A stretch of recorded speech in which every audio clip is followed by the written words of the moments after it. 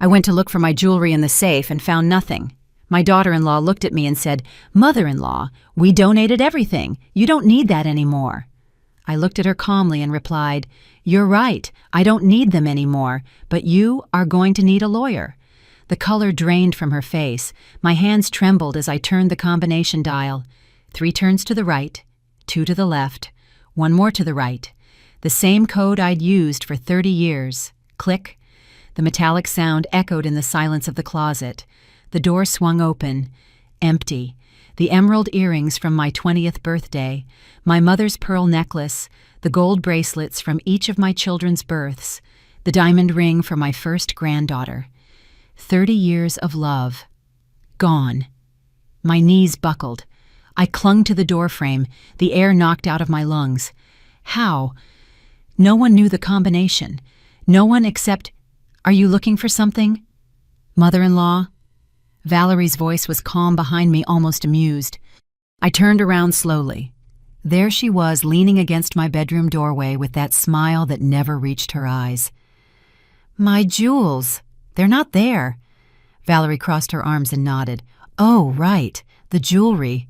My blood ran cold. "Do you know where they are?" She sighed. "We donated everything. You don't need that stuff anymore." Donated. What do you mean you donated it?" The words came out in a whisper. They were mine. They were all I had left of my husband, Ernest. Valerie shrugged. "They're just material things, mother-in-law. You always say it's what's in the heart that matters, right? Besides, at your age, what do you need jewelry for? You never go anywhere." My vision blurred. Tears burned my eyes, but I refused to let them fall. I wouldn't give her that satisfaction. I took a deep breath, once, twice, and with a calm I didn't know I possessed, I looked her straight in the eye. "You're right, Valerie. I don't need those jewels anymore." I saw her triumphant smile return. "But you—" I took a step toward her. "You are going to need a lawyer." The color drained from her face as if a mask had been ripped away. For the first time in months, I saw her speechless. And in that moment, I knew the war had just begun, because I was not the confused old woman she thought I was. I had been married to a lawyer for 40 years.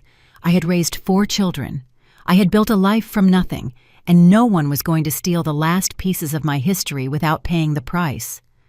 Valerie took a step back. "Mother-in-law." I don't know what you're talking about." "Oh, you don't know yet, but you will, very soon." I walked out of the bedroom, leaving her pale and trembling, because that afternoon I made the most important call of my life, a call that would change everything. What do you think I did next? Call the police, confront my son. The truth is much more shocking. To understand how I got to this point, I have to take you back 3 years, to the worst day of my life. The day I buried Ernest. It was March, a gray Tuesday that smelled of damp earth and white flowers. I was wearing the black dress he always said made me look elegant, 42 years together, and a massive heart attack snatched him away from me one random morning as we were having breakfast and planning our next trip to Florida. I never even got to say goodbye. The first few months were a silent hell. This house, which once vibrated with life, became a museum of memories that suffocated me. His coffee cup at the table, his armchair in front of the TV, his scent on the pillows I refused to wash. My 4 children came to visit. Lauren lived in Denver, Charles in Nashville, Patricia in Austin, and Robert. Robert was the only one who lived here in Chicago, my youngest son, my baby. Robert was always the most sensitive one. He called every 2 days. He spent Sundays with me. He brought me my favorite pastries. And one day, 6 months after the funeral, he arrived with someone. "Mom, I'd like you to meet Valerie. She was beautiful. Long dark hair, a perfect smile, eyes that seemed sincere. She held a bouquet of sunflowers. Mrs. Beatrice, it's an honor to meet you. Robert has told me so much about you. I am so sorry for your loss. And God forgive me, I felt hope. I was so naive." In the following months, Valerie became a fixture in my home. She helped in the kitchen. She walked with me to the market. She made me feel like I wasn't alone. When Robert announced they were getting married, I cried with happiness. The wedding was simple but beautiful. I helped pay for part of the reception. And then the proposal came. Mother-in-law Valerie said one afternoon over coffee, "You're all alone in this big house. We're renting a tiny apartment. What would you think if we moved in with you?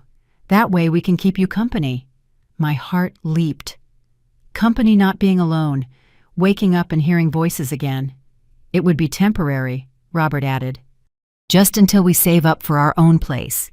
"What do you say, Mom?" I said yes without a second thought. 2.5 years ago, Robert and Valerie moved in. At first, it was perfect. Valerie cooked. We watched movies on Fridays. Robert grilled on Sundays, just like Ernest used to. I felt alive again. But the changes started subtly like poison, dripped one drop at a time. First, it was the living room. "This furniture is so old. What if we redecorate?" I agreed. After all, it was just furniture. Then the kitchen. "These cabinets are falling apart. We need to renovate everything." Then came the suggestions about my clothes, my friends from my club, my decisions. "No, mother-in-law, you shouldn't buy that. It's an unnecessary expense." And I, like a fool, listened, because I was afraid they would leave and I would be alone again, because Valerie always said it with a smile. The biggest blow came when she offered to help with my finances. "You shouldn't have to worry about paying bills and dealing with paperwork. Let me handle it. I just need you to sign here so I can manage the account." And I signed. I didn't know I had just handed her the keys to my own destruction. Little by little, this house stopped being mine. Decisions were made without consulting me. My opinion no longer mattered. That vase Ernest brought me from our trip to Santa Fe disappeared. The paintings my sister gave me were gifted away. My grandmother's china was donated because it was clutter. And when I protested, Valerie would look at me with pity. "You're getting so difficult. Don't cling to the past so much." Robert never said a word. He worked all day, came home tired, and when I tried to talk to him, he'd say, "Mom, Valerie is right. Don't worry about these things anymore. My other children tried to warn me. Mom, that woman is controlling you. Don't you see it? Lauren told me on the phone. But I defended her. Valerie is just helping me." "Don't be unfair." Lauren shook her head over the phone. "Someday you'll regret this, Mom." And she was right. What if the betrayal came from my own son living with Valerie was like walking barefoot on broken glass? Every single day. And the worst part was, no one else saw it. To the outside world, she was the perfect daughter-in-law. But within these four walls, the truth was something else entirely. The mornings became my nightmare. I always woke up early. My routine was sacred. Up at 6, make coffee, listen to the news. But Valerie decided I made too much noise. "Mother-in-law, could you maybe have breakfast later, or at least not make so much noise? I need my sleep." Noise. She called my life noise. So I started having breakfast in silence, barely breathing, feeling like a thief in my own kitchen. The aroma of coffee filled the cold morning air. I sipped slowly, afraid that even the sound of the cup on my lips was too loud. The control over my money got worse every week. One day I wanted to buy a gift for my granddaughter Sarah. It was her 12th birthday, and I always got her something special. I went to get cash from my wallet. Empty. I looked for my debit card. It wasn't there either. "Valerie, have you seen my card?" She looked up from her phone, annoyed. "I have it." "Mother-in-law, remember I'm managing the expenses now. What do you need it for?" "I want to buy Sarah a gift." Valerie sighed. "We already got her something from the whole family. You don't need to be spending extra, mother-in-law. But I always get her something special. Mother-in-law, at your age, you don't need to be spending on whims. Why do you want to spoil the girl I just stood there feeling small? Useless." That day I couldn't buy my granddaughter a gift. When I went to her party, I arrived empty-handed for the first time in 12 years. The look on Sarah's face when she asked, "Grandma, where's my present?" still breaks my heart. My friends from the book club were the next victims. Every Thursday we met at my friend Linda's house. We'd talk about books, about our lives. It was the only thing keeping me sane. But Valerie started sabotaging every outing. "Are you going out again?" "Look how cloudy it is. You'll catch a cold. You should just stay home today. I have to go out and I can't leave you alone. Those women just fill your head with gossip." At first, I tried to resist. Valerie, I've been taking care of myself for 68 years. Don't be stubborn, mother-in-law. I'm just worried about you. But then came the low blow. One afternoon, Linda called me worried. Beatrice, are you okay? Valerie called me and said you can't come out anymore because your health is fragile. I was frozen. What, Linda? I'm perfectly fine. She said you're forgetting things, that you get confused, that the doctor recommended you don't go out alone. I felt the floor open up beneath me. Valerie was telling my friends I was losing my mind.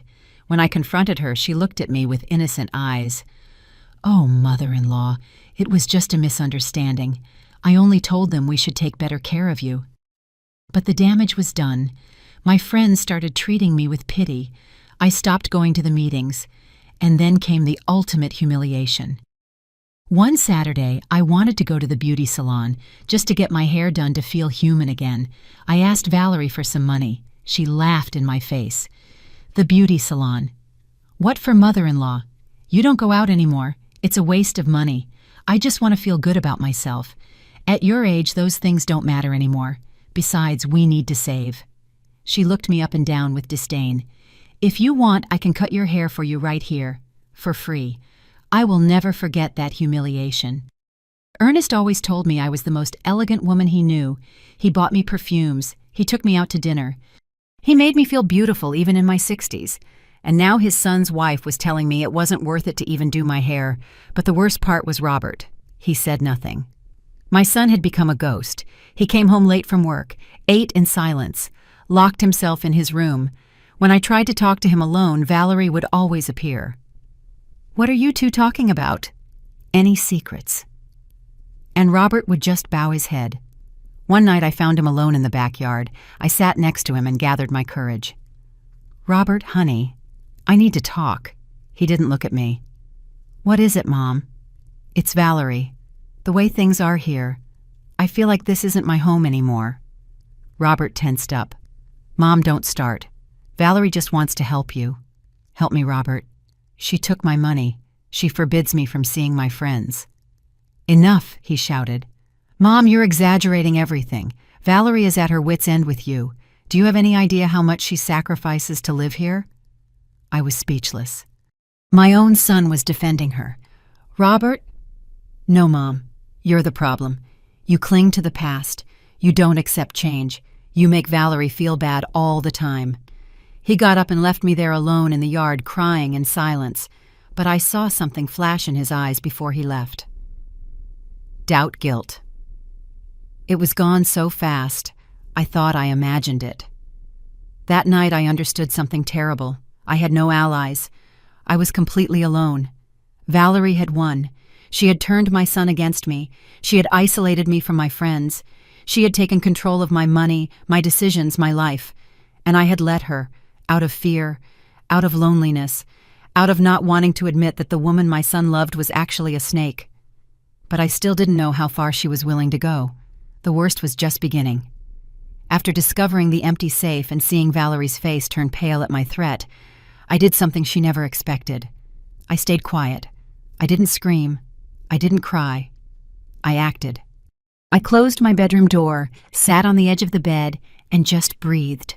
Once, twice, 3 times. With trembling hands, I took out my cell phone. I looked for a name I hadn't called since Ernest's funeral. Patrick Miller, my husband's best friend, his law partner of 30 years, Robert's godfather, a man who knew every document, every property, every dollar Ernest and I had built together. The phone rang twice. Beatrice, is that you? His warm voice almost made me break down. Patrick, I need your help. Are you okay? Did something happen? I'm being robbed. My own family is robbing me. Don't say anything else on the phone. Can you come to my office tomorrow at 10? Yes.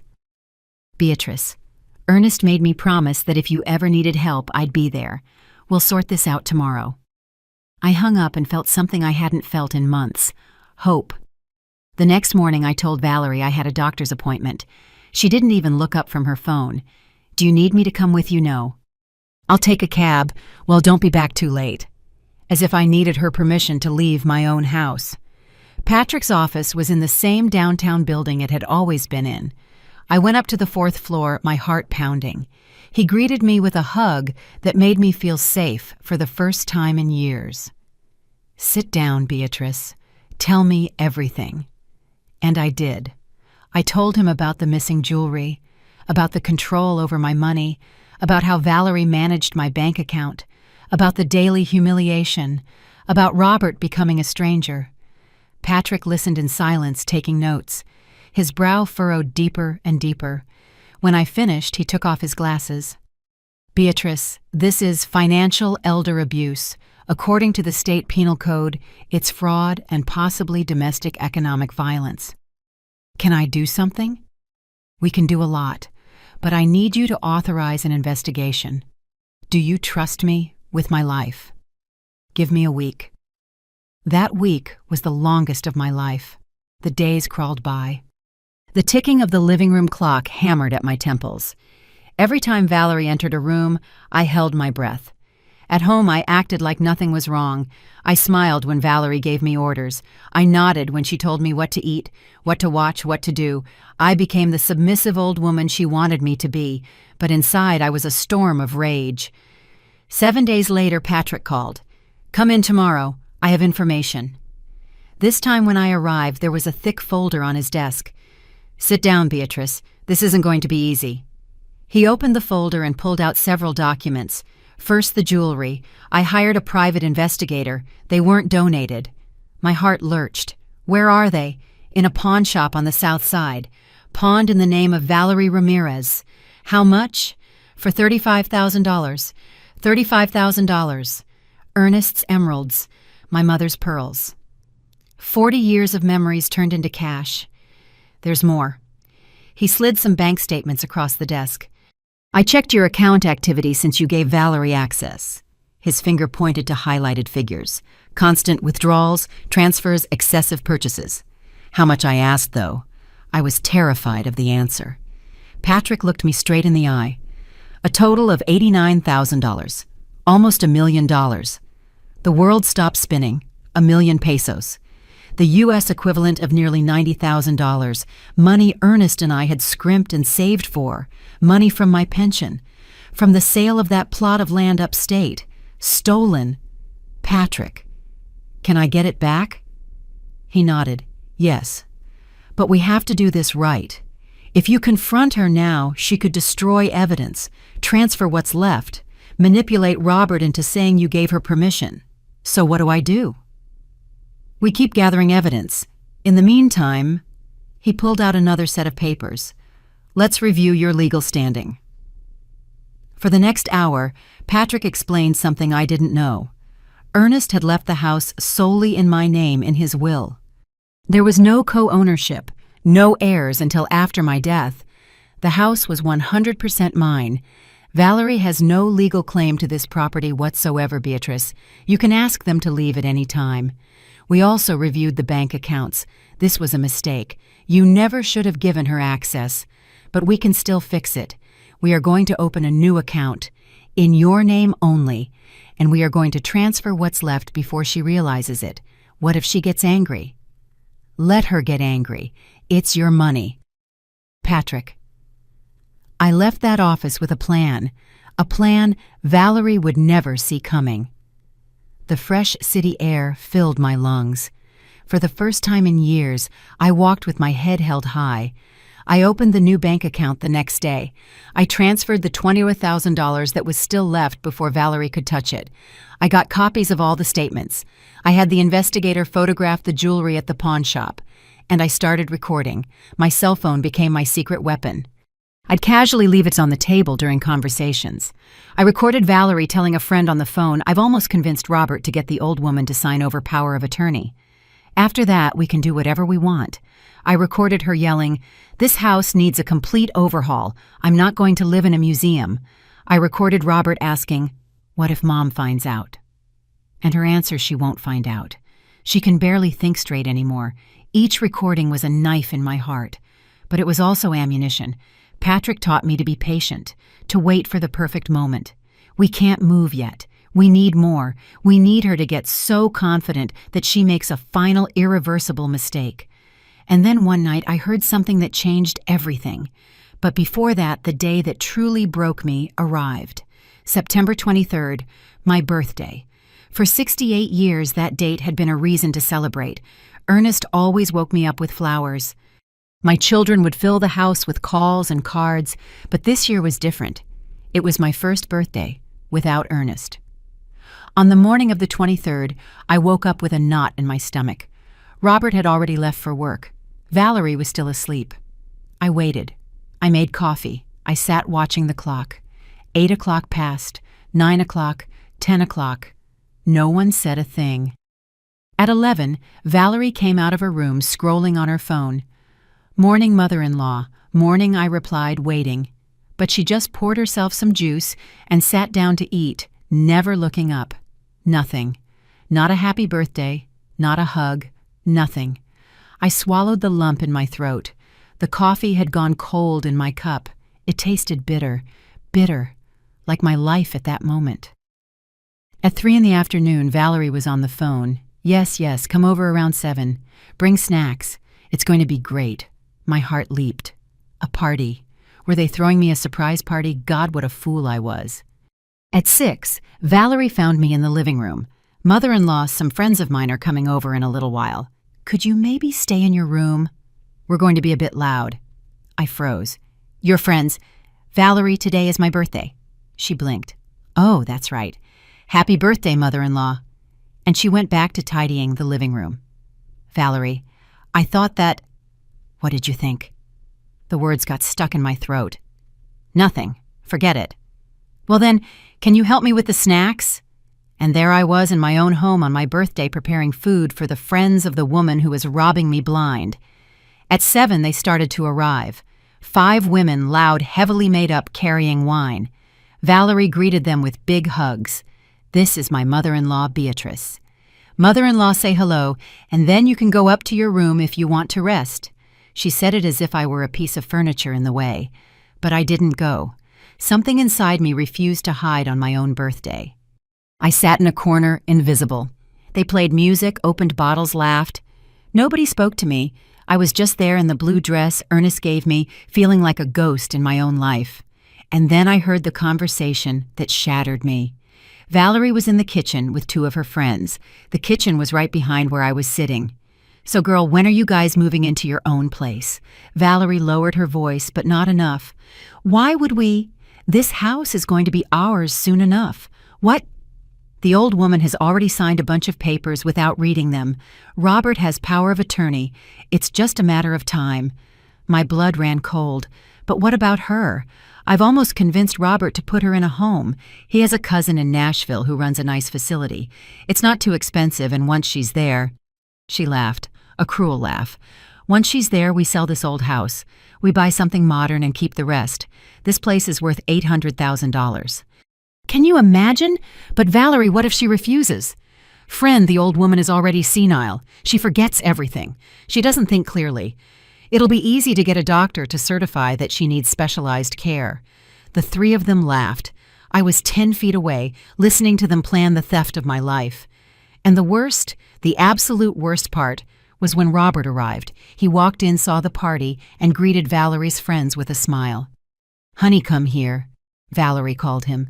Robert went into the kitchen, and from my corner I watched them speak in whispers. I couldn't hear clearly, but I saw Valerie point in my direction. I saw the uncomfortable look on Robert's face. I saw him nod. My son had just nodded his agreement to the plan to lock me in an assisted living facility and steal my home. Something inside me shattered in that moment. I didn't cry. I didn't scream. I just felt the last shred of love I had for the situation crumble into dust. I got up in silence. None of Valerie's friends saw me leave. They were too busy laughing and drinking my wine. Robert didn't see me either. I walked up the stairs. I closed my door. I sat on the edge of the bed, and then and only then did I let myself cry. I cried for Ernest, for my lost jewels, for my son who had chosen that woman over me, for the woman I had become, scared small, invisible. But most of all, I cried with rage. My fists clenched the bedsheets until my knuckles turned white. The fabric strained under the pressure, because downstairs people were celebrating my future disappearance, and I was up here hiding like a coward. I looked at my reflection in the vanity mirror. The woman looking back had swollen eyes. Her makeup was smeared. Her blue dress was wrinkled. She looked defeated. But then I saw something else. I saw the eyes of the woman who raised 4 children while her husband worked double shifts. I saw the hands of the woman who built a home from nothing. I saw the strength of the woman who survived the death of her husband. And I made a decision. No more. No more hiding.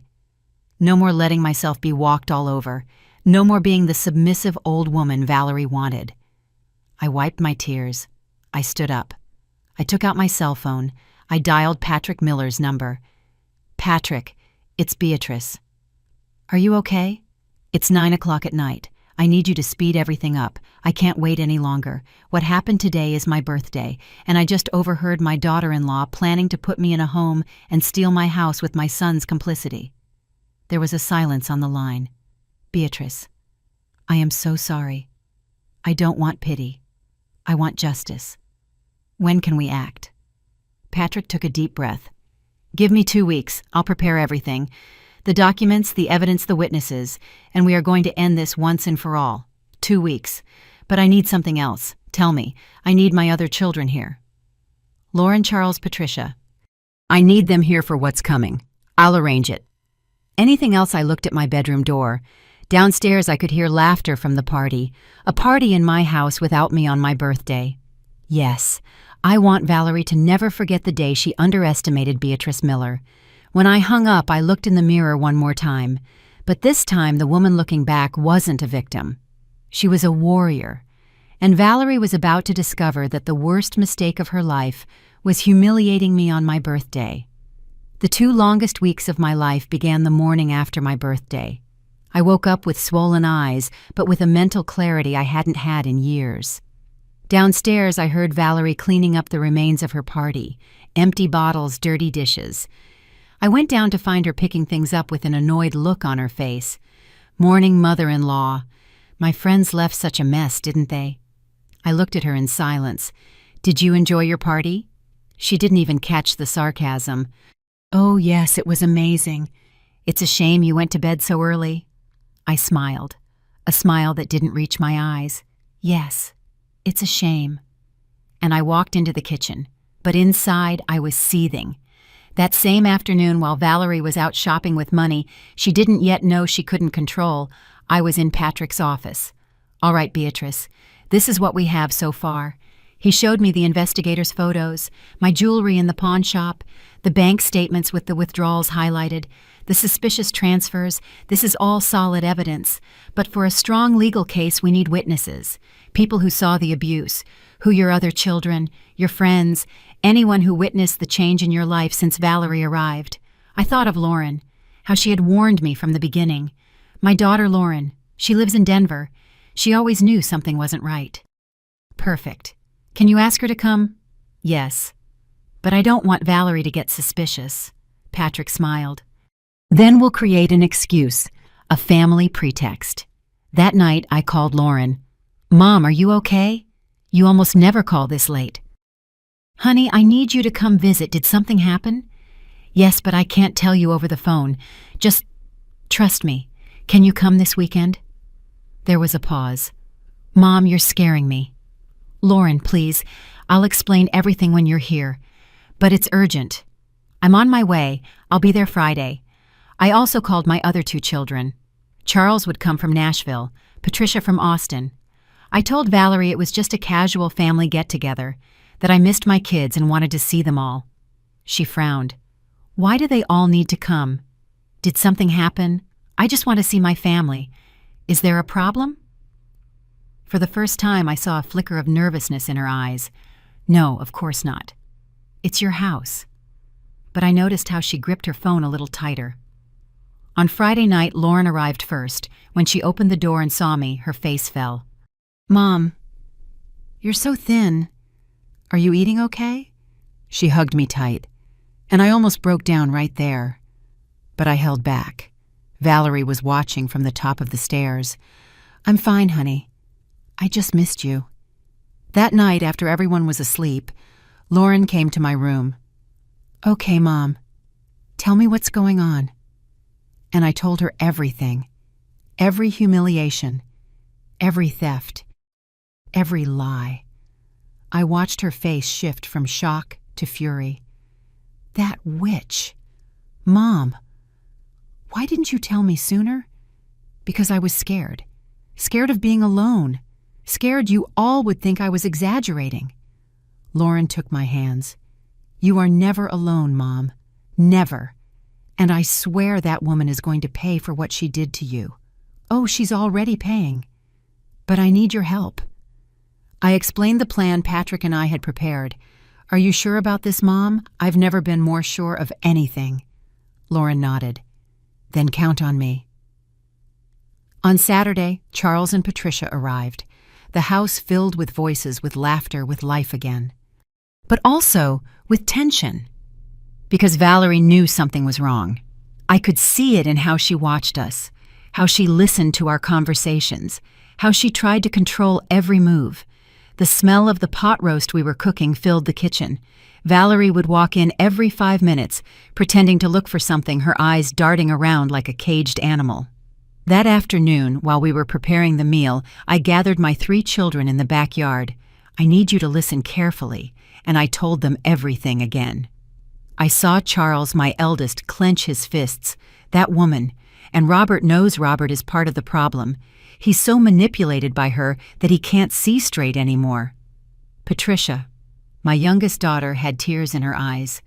"Mom, we're so sorry. We didn't realize. We live so far away. It's not your fault. Valerie is very clever. She knows how to hide things, but not anymore." "What do you need us to do?" Lauren asked. "I need you to be here, to be witnesses, so that when the time comes, you back up everything I'm going to say. You can count on us," Charles said firmly. "All 3 of us." But one key piece of the plan was still missing. My younger sister, Eleanor. Eleanor also lived in Denver, but she worked as a notary public. She knew the law better than anyone in the family. I called her that night. "Beatrice, what is it?" "Your daughter Lauren texted me saying I needed to come urgently. Eleanor, I need you. I need you to come and bring your legal expertise, and I need you to witness something that's going to change everything. Is it serious?" "Very serious. I'm on the first flight out tomorrow morning." Eleanor arrived on Sunday. She walked into the house as if it were a casual weekend visit. Valerie greeted her with a forced smile. "Sister-in-law, what a surprise. I didn't know you were coming." "Oh, you know, family's all in town, so I thought I'd pop in for a visit." But that night in my room, Eleanor reviewed every document Patrick had prepared. "This is solid, Beatrice. Very solid. You have family fraud under the penal code, financial abuse, misappropriation of assets. Is it enough to sue her?" "It's enough to put her in jail if you want to."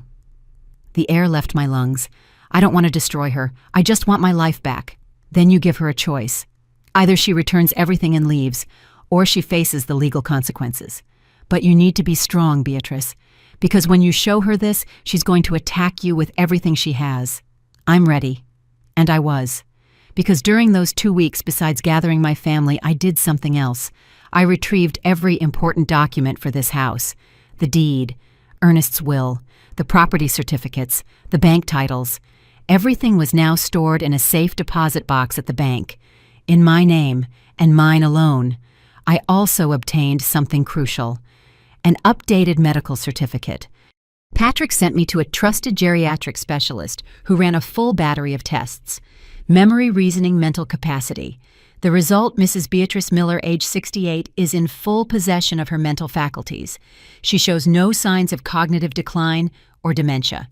That piece of paper was pure gold, because when Valerie tried to claim I was senile, that I couldn't think straight, that I needed someone to manage my life, I would have medical proof that it was a lie. The night before the final confrontation, I couldn't sleep. I sat up in bed, looking at the photograph of Ernest on my nightstand. "Honey, tomorrow, I take back our house. I take back our dignity. And I give that woman the lesson she deserves." I could almost hear his voice. "That's my girl. Show them what you're made of." At 7 a.m. on Monday, Patrick Miller arrived at my house. Valerie saw him walk in and turned pale. "Who are you?" "Patrick Miller, attorney at law. I'm here to speak with Mrs. Beatrice Miller." "An attorney? What does she need an attorney for?" Patrick looked at her with professional coldness. "That's a matter I'll be discussing with my client. Where is she? I'm right here," I said, descending the stairs with my head held high. And for the first time in 2 years, Valerie truly saw me. Not as the submissive old lady, not as the foolish mother-in-law, but as what I had always been, the owner of this house, and the woman who was about to take it all back. Because the trap was set, the pieces were in place, and Valerie still had no idea that she was about to lose absolutely everything. Patrick and I sat in the living room. Valerie watched us from the kitchen pretending to make coffee, but her hands were shaking. Mrs. Miller, Patrick said loudly, clearly enough for Valerie to hear, "I need you to review these documents and confirm a few things." He pulled out a folder, but it wasn't the folder with the evidence. Not yet. It was a trap. "I have the updated appraisal of your property here. The house is valued at $800,000. I saw Valerie freeze in the kitchen. She was listening to every word. "I also need to confirm if you've signed any power of attorney documents recently." "No. I have never signed a power of attorney." Valerie appeared in the doorway. "Mother-in-law, what's going on here? Legal matters. Nothing that concerns you." But she tried to approach. Valerie Patrick interrupted. "This is a private conversation between my client and myself. Could you please give us a moment?" She stood there frozen. Then she nodded and went upstairs. But I knew she was listening from the landing. Perfect. Now Patrick continued in a low voice. "We need Robert to be present for the final confrontation. When does he get home from work? Around 7 tonight. Good. Are your other children ready?" "All of them. Lauren Charles, Patricia, and my sister Eleanor. They're waiting for my signal. Then tonight's the night." Patrick stood to leave, but before he walked out, he said loudly, "Mrs. Miller, please come to my office tomorrow morning to sign the update to your will." I saw Valerie rush down the stairs as soon as Patrick closed the door. "A will. You're changing your will. It's just a routine update." But I saw the panic in her eyes, because if I changed my will, all her plans would fall apart. The rest of the day was tense. Valerie stuck to me like glue. She followed me everywhere. At 5 o'clock, Lauren Charles and Patricia arrived for a casual visit. "Mom, we were just in the neighborhood and wanted to say hi." Eleanor arrived minutes later. Valerie was on edge. Too many people, too many unexpected visits. "What are we celebrating?" "Nothing," Charles said coldly. "We just want to spend time with our mother. You could cut the tension with a knife." At 7 o'clock sharp, Robert came home from work. The moment he walked in, he sensed something was wrong. "What's going on? Why is everyone here?" "Son, sit down. We need to have a family talk." Valerie rushed to his side. "Robert, your mother had a lawyer here today. She's planning something. I am planning something. I need to protect my assets." Robert frowned. "Protect them from what, Mom? From those who want to steal them from me." The silence was absolute, but I saw something in Robert's eyes, a flicker of guilt, of doubt, as if a part of him already knew what was coming. Valerie let out a nervous laugh. "Mother-in-law, what are you talking about? No one wants to steal anything from you." "No." I took out my cell phone. I pressed play, and Valerie's voice filled the room. "I've almost convinced Robert to get the old woman to sign over power of attorney. After that, we can do whatever we want." Robert turned white. "What? What is that? That's your wife. On my birthday. Talking to her friends while I was sitting in that corner." I pressed play again. "The old woman has already signed a bunch of papers without reading them. Robert has power of attorney. It's just a matter of time." "That's not true," Valerie shouted. "I never said that." No, Lauren stood up furious. I pressed play again. "I've almost convinced Robert to put her in a home. He has a cousin in Nashville who runs a nice facility. It's not too expensive, and once she's there, we sell this old house. We buy something modern, and keep what's left. $800,000 this place is worth. Can you imagine?" Robert staggered to his feet. I watched as reality crashed down on him like a wave. His hands were shaking. His face was colorless. "No, it can't be. She's lying," Valerie shrieked. She edited those recordings. None of that is true. And is this a lie too? Eleanor placed the photos of the jewelry from the pawn shop on the table. The jewelry you donated. Valerie looked at the photos, and the color drained from her face.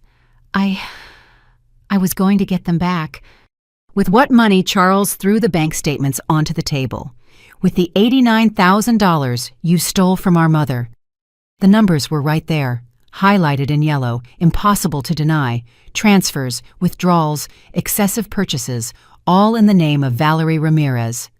Robert took the papers with trembling hands. Valerie, what is this?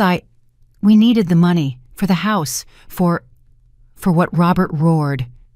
We live in my mother's house. We don't pay rent. What did we need so much money for our future? Your mother has more than enough. It's not your money, Patricia said with disgust. It never was. Valerie turned to me, fake tears in her eyes. Mother-in-law, please.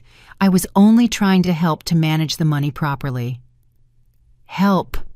I stood up, and my voice echoed in the room. Does help mean stealing my jewelry? Planning to put me in a home? Telling your friends I'm senile? I never said that. Yes, you did. Robert finally exploded. I heard you. The night of my mother's birthday. You were in the kitchen with your friends. You said she wasn't thinking straight anymore. And His voice broke. I saw tears stream down his cheeks. I saw his shoulders slump under the weight of his guilt. And I did nothing. He turned to me with desperate eyes. Mom, forgive me. I was a coward. I heard her say those things and I didn't defend you. I let her humiliate you. I let her steal from you. Robert, no. Yes. He knelt in front of me.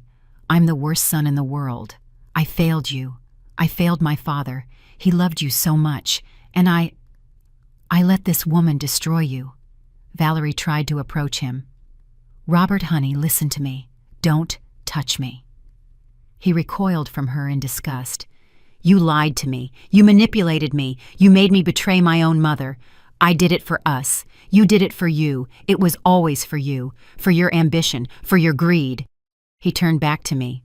Mom, tell me what to do. Anything. I'll fix this. I took a deep breath. This was the moment. Robert, there's only one way to fix this. I looked Valerie straight in the eye. Either you return every single dollar you stole, sign a document renouncing any and all claim to my estate, and move out. Valerie's mouth fell open, incredulous. Or you face criminal charges for aggravated family fraud under the state penal code. Eleanor produced a document. 3 to 12 years in prison. That's what you're facing, Valerie. We've already consulted with several criminal lawyers. The case is airtight. Valerie swayed on her feet. No, you can't do this to me. You did this to yourself, Lauren said coldly. No one forced you to steal. I didn't steal. I was managing the family's money. There is no family. My voice cut through the air like a knife. You are not my family. You are a thief who took advantage of my loneliness. And it's over. Robert. Valerie looked at him pleading. Tell them it's not true. Tell them it was all a misunderstanding. But Robert looked at her as if she were a stranger. Get out of this house. What I said, get out. I never want to see you again. Valerie started crying for real now. No, you can't do this. I love Robert. I did it all because I love him. You don't love anyone but yourself. Eleanor placed the documents in front of her. Sign. Or we call the police right now. Valerie looked at the papers, then at Robert, then at me. And then defeated, she picked up the pen.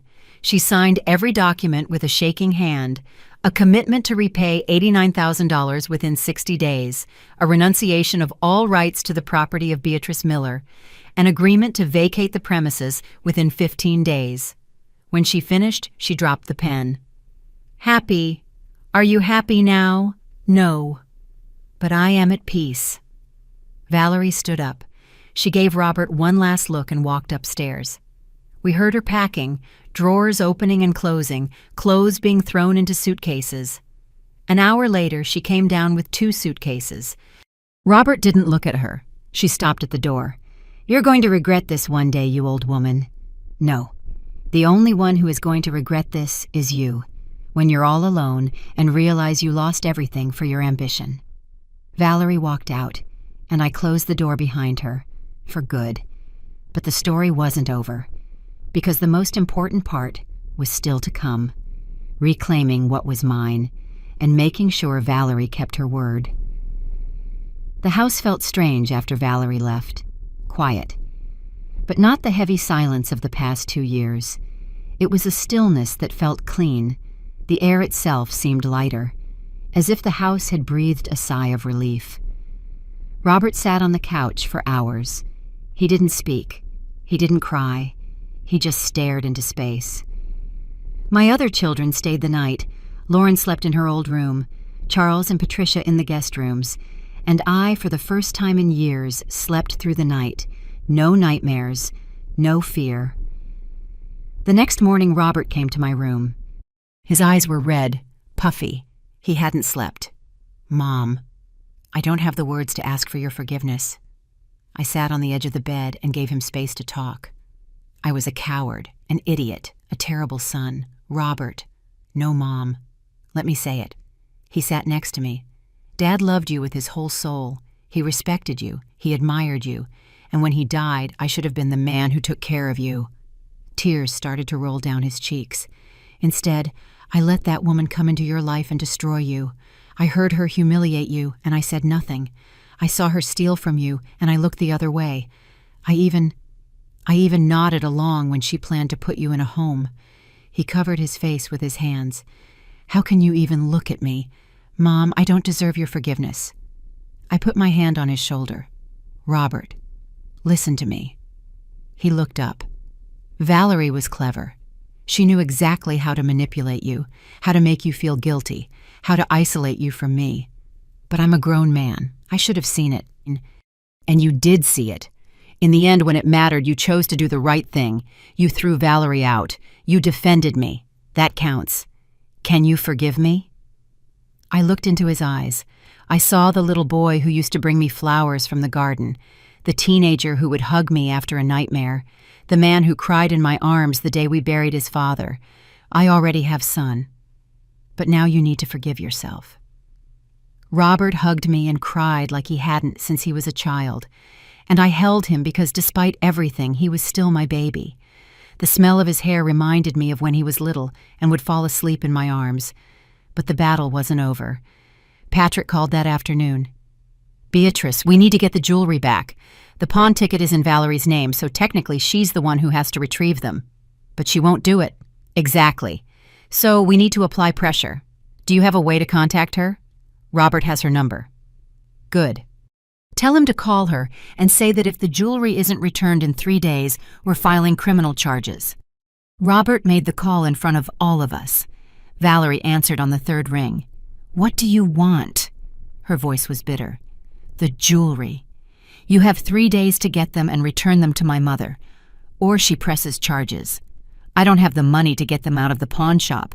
Then find it, because if they are not here in 3 days, you're going to jail. And I'm not kidding this time." There was a silence. "I hate all of you." She hung up. 2 days later, a package arrived at the house. Inside was my jewelry, the emerald earrings, the pearl necklace, the gold bracelets, the diamond ring. Each piece was wrapped in newspaper carelessly like trash, but they were there. I took the pearl necklace in my hands, and the tears fell freely. They were the pearls my mother gave me on my wedding day, the ones I wore to every important event in my life. "You got them back, Mom," Lauren said, hugging me.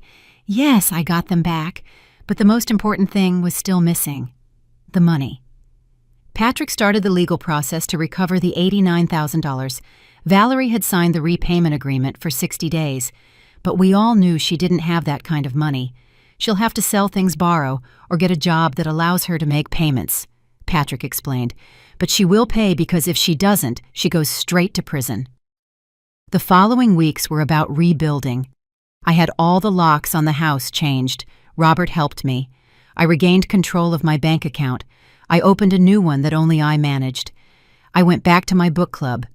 Linda greeted me with tears in her eyes. "Beatrice, I thought we'd never see you again." "Me too, but here I am." And I told her everything, her and my other friends. They listened in silence, some with tears, others with outrage. "We should have done more," Linda said. "We should have insisted when we saw something was wrong. It's not your fault." Valerie was a very good liar, but the most important conversation was one I had with Robert one evening. We were in the backyard, the same spot where Ernest used to grill on Sundays. "Mom, I want a divorce." "Are you sure?" "Completely. I can't stay married to someone who did so much harm to my family. To you. Robert, you don't have to do this for me. I'm doing it for me. Because when I look in the mirror, I don't recognize myself. I became someone Dad would have been ashamed of, and I need to find my way back. Your father loved you, son, and he would be proud that you had the courage to make things right. You think so? I know so." Robert started the divorce proceedings that week. Valerie tried to fight it. She asked for alimony, a share of marital property. But there was nothing. They had lived in my house, on my money. There were no joint assets to divide. The judge ruled in Robert's favor. The divorce was finalized in 4 months, and during that time Valerie started paying me back. $500 the first week, $1,000 the next. They were small amounts, but they were payments. Patrick kept a strict record. "At this rate, it will take her years to pay you back," he told me. "It doesn't matter, as long as she pays." Because the important thing was no longer the money. It was justice. It was knowing that Valerie had lost everything. Her husband, the house, the comfort, the life she tried to steal. And I had gotten back what was mine. My dignity, my family, my peace.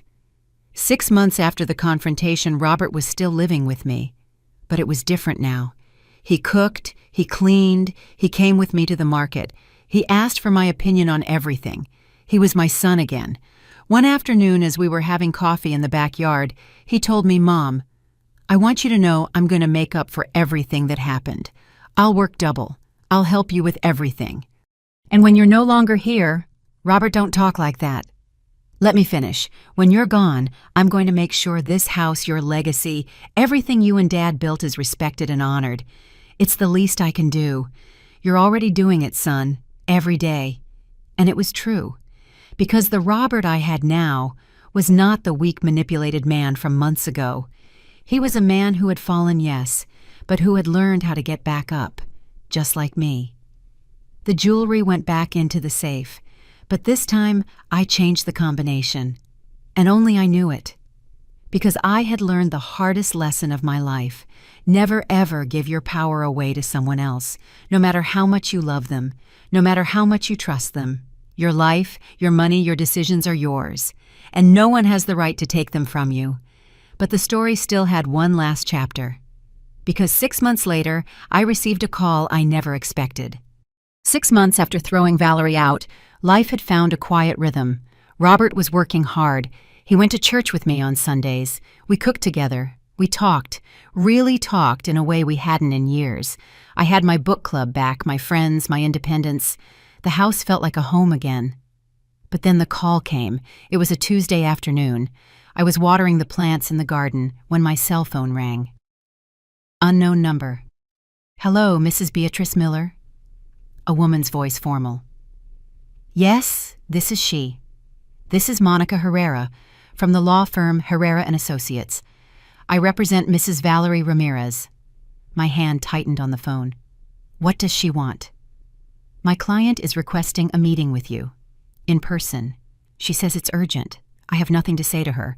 Mrs. Miller, I understand your position, but I assure you it will be worth your while to hear what she has to say. Could you meet tomorrow at 3 p.m. at my office?" Something in her tone made me hesitate. "What is this about? I would prefer my client explain it to you in person. But I can tell you she has a proposal that I believe you'll find interesting. That night I spoke with Patrick. Do you think I should go? Go. But I'm going with you. And don't sign anything until I've reviewed it. Do you think it's a trap?" With Valerie, anything is possible. But if she has a lawyer, it means she wants to do things legally. That's a good sign. The next day, Patrick and I arrived at Ms. Herrera's law firm. It was a modern building in a nice part of town, sleek offices. We were shown into a conference room, and there she was, Valerie. But she was not the same woman who had left my house 6 months ago. She was thin, too thin, dark circles under her eyes. Her hair was unkempt. Her clothes were wrinkled. She looked broken. For a moment I almost felt pity. Almost. Mrs. Miller, Ms. Herrera said, "Thank you for coming. My client requested this meeting because she has a proposal to settle her debt with you. She's making payments. That was the agreement." "I know," Valerie interjected in a low voice, "but at this rate it will take me 8 years to pay you back everything. And I can't live like this for 8 years. You should have thought of that before." Valerie lowered her head. "I know, and you have every right to hate me. I was a monster, a thief, a manipulator, and now you've come to apologize. You think saying I'm sorry fixes everything. No, I know nothing I can say will fix what I did, but I want to try to make it right." Ms. Herrera placed a folder on the table. "My client recently inherited an apartment from her maternal grandmother. It is valued at $90,000. She opened the folder showing deeds appraisals documents. Valerie proposes to sign over this apartment to you as full payment of her debt. The $90,000 covers the $89,000 she owes plus interest and legal fees." Patrick took the documents and began to review them. I looked at Valerie. Why? Why not just sell it and pay me the cash?" Valerie took a deep breath. "Because I need to close this chapter. I need you to forgive me so I can move on with my life. You don't need my forgiveness for anything." "Yes, I do. These past 6 months have been hell. I lost everything. My husband, my home, my reputation. My friends turned their backs on me when they found out what I did." She started to cry for real. "I work 12 hours a day at a call center to pay rent on a miserable little room. I eat once a day. I can't sleep thinking about everything I destroyed." "Good. That's what you deserve." I know. But I swear I have changed. I understand what I did, and every single night I regret it. Regret doesn't bring back the time you stole from me. It doesn't bring back the dignity you took. It doesn't erase the humiliation." Valerie nodded, wiping her tears. "You're right. None of that can be returned. But this apartment is the only thing of value I have left. And I'm giving it to you. All of it. So you know I am truly sorry." Patrick finished reviewing the documents. "Beatrice, everything is in order. The apartment is free of any liens.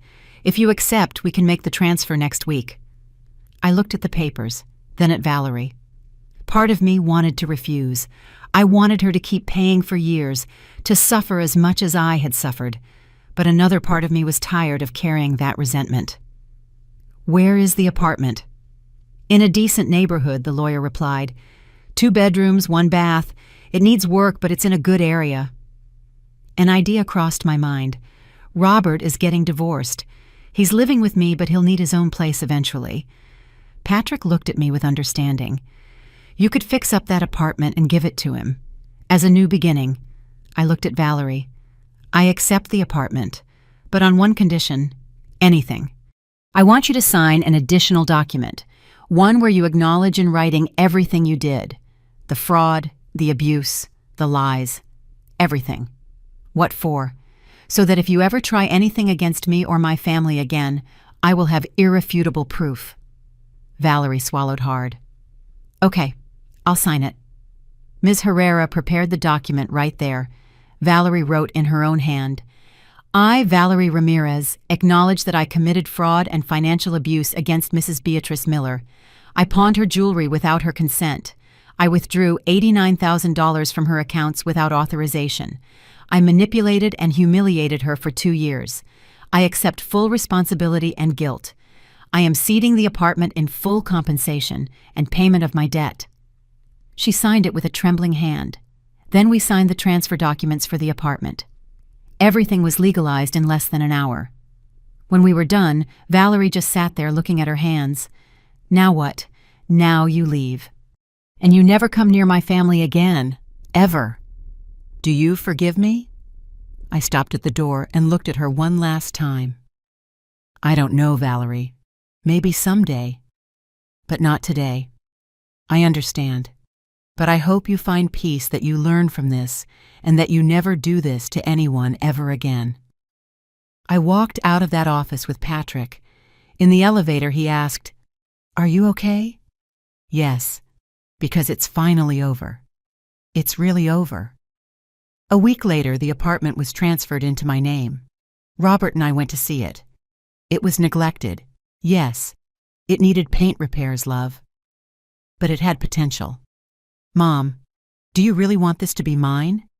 Yes, but on one condition. What's that? You fix it up with your own 2 hands. You work to make it your home. I don't want it to be a handout. I want you to value it. Robert nodded with tears in his eyes. I will, Mom. I promise. And he did. For the next 3 months, Robert worked every weekend on that apartment. He painted the walls, fixed the plumbing, installed new floors. I would help. My other children came to support him. It became a family project. And when it was finished, the apartment was beautiful, modest but cozy, clean, and full of light. It's perfect, Robert said the day we finished. Are you going to move in now? Not yet. If you don't mind, I'd like to stay with you a little longer. This house is where I need to be right now. I'd love that, son. But the important thing was that now we had options. Robert had his own space when he needed it, and I had my house back, completely mine. No debts, no thieves, no manipulators, just mine. One afternoon, as I was organizing my jewelry in the safe, Robert came into my room. Mom, something came for you. He handed me an envelope. Inside was a handwritten letter. Mrs. Miller, I don't expect you to read this letter. You'll probably tear it up as soon as you see my name, but I needed to write it. I've spent these past months in therapy trying to understand why I did what I did, why I was so cruel to someone who only showed me kindness. My therapist says I was carrying a lot of resentment from my own childhood, that I projected my anger onto you, that I treated you the way my own mother treated me. It's not an excuse, it's just an explanation. I want you to know that I live every day with the shame of what I did, and that if I could go back in time, I would do everything differently. Thank you for not putting me in jail. Thank you for giving me a chance to repay my debt. And most of all, thank you for teaching me the most important lesson of my life, that dignity cannot be bought, it cannot be sold, and it cannot be stolen. You never lost your dignity, Mrs. Miller, not even when I tried to take it from you. I hope one day I can look in the mirror and feel a fraction of the pride you must feel. With respect and regret, Valerie. I folded the letter slowly. Robert was watching me expectantly. What does it say? That she learned her lesson. And that's all I needed. I put the letter in a drawer. I didn't tear it up. Because despite all the harm Valerie did, a part of me wanted to believe that people can change, that mistakes can teach us, that even the worst falls can lead to rising stronger, like what happened to me. Today, a year after that terrible afternoon in front of the empty safe, I wake up in my house. My house. Sunlight streams through my bedroom window. I hear birds in the garden. I smell the coffee Robert is making in the kitchen. And I smile. Because this is peace. I get up and look at the photograph of Ernest on my nightstand. Good morning, my love. Today is a special day. Today I turn 69. But this birthday will be very different from the last one. I go downstairs to find the living room decorated with balloons. My 4 children are there. Lauren flew in from Denver, Charles from Nashville, Patricia from Austin, and Robert is standing by the table with a homemade cake. Happy birthday, Mom. The tears come on their own, but they are tears of joy. My children, all together. Lauren hugs me first. We weren't going to miss your birthday, Mom. Never again. We spend the day like a real family. We cook together. We laugh. We remember stories from when they were kids. There is no tension, no secrets, no manipulation, just love. In the afternoon, Linda arrives with the other women from the book club. They bring gifts wrapped in colorful paper, flowers, genuine hugs. Beatrice, you look radiant. It's because I'm free, finally free. That night, after everyone has gone home, Robert and I sit in the backyard. The same chairs where Ernest and I used to have coffee every Sunday. Mom, there's something I want to tell you. Tell me, son. I met someone. My heart gives a little leap. A woman. He nods nervously. Her name is Andrea. She's a teacher. I met her at the gym 3 months ago. She's different. Different how honest, simple. She works hard for her students. She doesn't care about money or appearances. She just is a good person. I smile. I would love to meet her. Really, I thought after Valerie, you wouldn't want me to bring anyone else here. Robert, not everyone is like Valerie, and you deserve to be happy. You deserve real love. But I'm taking it slow. I'm not going to rush this time. I'm going to get to know her well, and if it ever gets serious, you'll be the first to meet her, and your opinion will matter. That's my boy. We sit in silence for a moment, watching the stars. Mom, did you ever really forgive Valerie? I think about the question. Forgiving doesn't mean forgetting Robert, and it doesn't mean what she did was okay. It means letting go of the weight of resentment so that I can live in peace. And have you let it go? Most of it, yes. Some days it still hurts to remember. But I don't hate her anymore. That's progress. Robert nods. I don't hate her either. But I learned so much from that horrible experience. What did you learn? That real love doesn't make you feel small. It helps you grow. That a real partner supports you. They don't control you. And that I always, always have to listen to my gut. Because deep down, I knew something wasn't right. I was just too scared to admit it. That's the most valuable lesson of all, son. The following months bring beautiful changes. Robert finally moves into his apartment, the one we fixed up together, but he comes to visit 3 times a week. We have dinner, we talk, we maintain our connection. And when I met Andrea, I understood why Robert was so smitten. She was a woman with warm eyes and a genuine smile. She spoke to me with respect, but not with falseness. She asked about my life, my hobbies, my stories. And when she left, I told Robert, "Now that is a good woman, son." Lauren, Charles, and Patricia visit more often, too. We take turns. 1 month, Lauren and her family come the next. Charles, then Patricia. My house is once again filled with grandchildren, with children's laughter, with life. I've reclaimed my routines. I go to the farmer's market on Saturday mornings. I buy my fresh vegetables, my sweet pastries, my flowers for the living room. On Thursdays, I religiously attend my book club. We're reading 100 Years of Solitude now. We discuss each chapter with passion. On Sundays, I go to church. I light a candle for Ernest. I talk to him in silence, telling him everything that's happened. I did it, my love. I got our house back. I got our family back. And I feel, in some unexplainable way, that he hears me, that he's proud. One day, a year and a half after everything happened, I get an unexpected call. It's Ms. Herrera, Valerie's lawyer. "Mrs. Miller, I'm just calling to inform you that Valerie has moved to Santa Fe. She got a job as an administrative assistant at an elementary school." "Why are you telling me this?"